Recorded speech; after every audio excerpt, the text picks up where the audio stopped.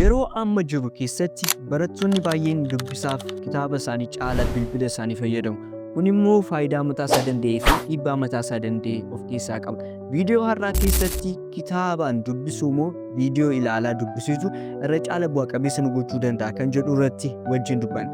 I hope viidiyoon kun barattoota baay'ee gargaara jedhee yaada. Kanaaf akka xumuraatti wajjin turaasinii jechuu barbaada. Dhuma viidiyoo kanarratti immoo tiippiin dabalataan barattoota viidiyoo ilaalaa dubbistaniif isinii kennu jira.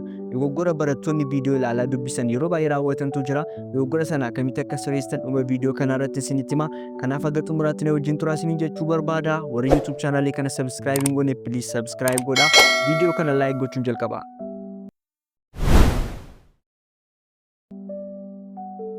Faayidaa yeroo kitaaba dubbisnu irraa argannu tokko tokkoon haa ilaallu.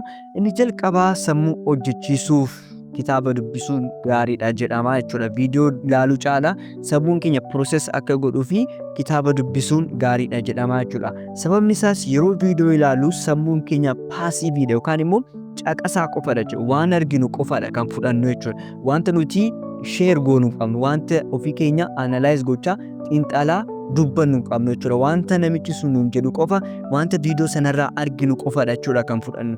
Kun immoo dhiibbaa mataa isaa danda'e qaba. Sammuun keenya akka processing goonee fi sammuun keenya analyze akka hin xiinxallee fi dhiibbaa mataa isaa danda'e qaba. Garuu yeroo kitaaba dubbisnu sammuun keenya xiinxalaa waan dubbisuu fi kun immoo dandeettii yaaduu keenya yookaan immoo critical thinking keenya ni cimsa jechuudha. Akkasumas immoo waan dubbisne sana yeroo dheeraaf yaadachuuf kitaaba dubbisuun baay'ee gaariidha jechuudha. Inni lammaffaan immoo kitaaba irraa dubbisuun kan inni gaarii ta'ee fi xiyyeeffannoodhaaf yookaan immoo focus and deep workidhaaf baay'ee gaariidha jechuudha. Kitaaba yeroo dubbistan keessatti attentionii keessan wanti hatu ammana hin jiru jechuudha. Bilbila yeroo dubbistan maybe notificationiiwwan garaagaraa social meediyaan wantoonni garaagaraa yaada keessan hatuu danda'a. Garuu kitaabni single tasking dha jechuun kitaaba keessa social meediyaan hin jiru, wanti isin jeequ ammana hin jiru. Kanaaf focus gootanii attentionii keessan kennitanii dubbisuudhaafi kitaaba irraa dubbisuun baay'ee gaariidha jedhama jechuudha. Inni sadaffaan immoo kitaaba irraa dubbisuun kan inni gaarii ta'uu fi retentionii yookaan immoo wanta dubbisne tokko sammuutti qabachuudhaaf save gochuudhaaf kitaaba irraa dubbisuun baay'ee gaarii akka ta'e qorannoowwan garaagaraa ni agarsiisa jechuudha. Asirratti qorannoo Yuunivarsiitii Meerilaand keessatti godhame tokko isinitti hima jechuudha. Qorannoo kun barattoota iskiriinii irraa dubbisanii fi barattoota kitaaba irraa dubbisan gidduutti kan inni adeemsifame yookaan immoo barattoota viidiyoo ilaalaa dubbisanii fi akkasumas immoo barattoota kitaaba qofa dubbisuudhaan barumsa isaanii baratan irratti riisarchii kan gaggeeffame. Bu'aan riisarchii kana akka agarsiisutti barattoonni kitaaba irraa dubbisan irra caala bu'aa qabeessa akka ta'an, wanta dubbisan tokko yeroo dheeraaf yaadachuu akka danda'an, kriitikaali yaaduu akka danda'an qorannoon kun ni agarsiisa jechuudha. Sababni isaa akkuma isiniin jedheef tokko yeroo barattoonni kitaaba irraa dubbisan focus godhanii waan dubbisanuu fi wanti isaan jeequ ammana waan hin jirreef wanta dubbisan sana yeroo dheeraaf yaadachuu ni danda'u jechuudha. Qorannoon kunis karaa kana ni agarsiisa jechuudha. Faayidaawwan kitaaba irraa dubbisuun baay'ee jiran keessaa muraasni isaan kana yoo ta'u, bilbila irraa dubbisuun immoo faayidaawwan akkamii qaba isa jedhu tokko tokkoon wajjin haa ilaallu.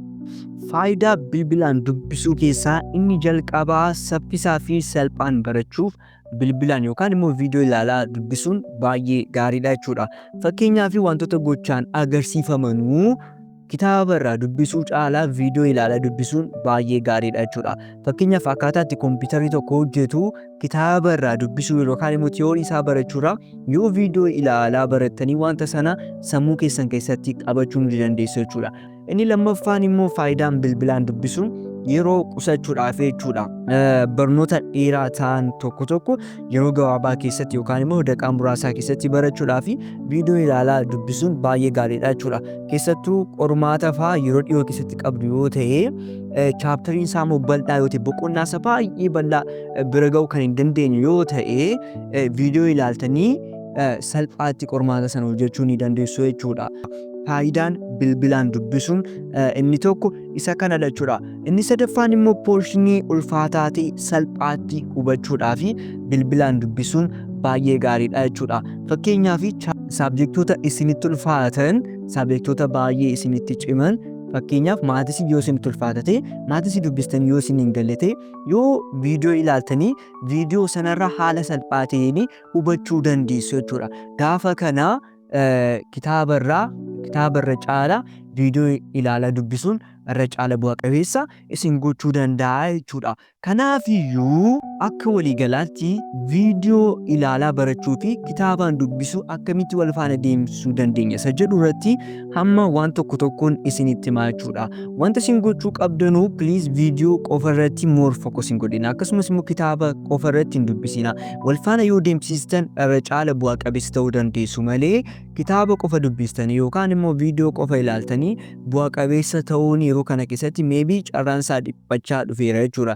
Kanaaf iyyuu wantan personally akka dhuunfaa kootti isinitti himu kitaaba akka hundi yookaan immoo foundation itti fayyadamaa jechuun kitaaba jalqaba irra dubbistanii yoo isiniif hin galle gara viidiyoo dhaqxanii yoo hubattaniitu ta'ee wanti sun irra caala bu'a qabeessa isin gochuu danda'a jechuudha.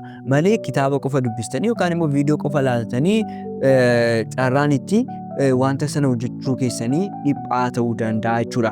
Kanaaf jalqaba kitaaba ni dubbistu. Erga kitaaba dubbistanii booda immoo maal gootu jechuudha. Wanta isiniif hin galle yoo jiraate dhaqxanii viidiyoo ilaaltu jechuudha.